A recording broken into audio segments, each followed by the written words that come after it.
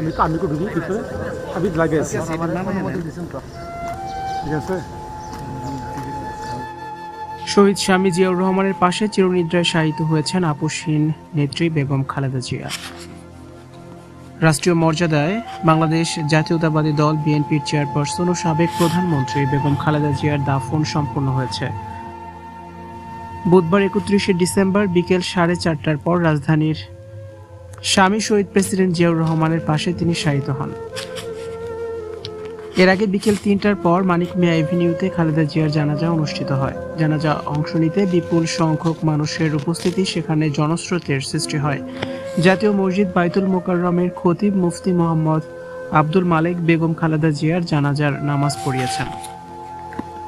বিএনপির চেয়ারপারসন বেগম খালেদা জিয়ার জানাজার আগে উপস্থিত দেশবাসীর কাছে দোয়া চেয়েছেন তার ছেলে ও দলের ভারপ্রাপ্ত চেয়ারম্যান তারেক রহমান। জানাজার আগে তারেক রহমান বলেন, তার মা মরহুমা বেগম খালেদা জিয়া কারো কাছ থেকে কোনো ঋণ নিয়ে থাকলে তার সঙ্গে যোগাযোগ করতে অনুরোধ জানান। তিনি বলেন, সেক্ষেত্রে তিনি তা পরিশোধের ব্যবস্থা করবেন। একই সঙ্গে খালেদা জিয়ার জীবনে কখনো কোনো আচরণে কেউ আঘাত পেয়ে থাকলে তাকে ক্ষমা করে দেওয়ার অনুরোধ জানান তারেক রহমান।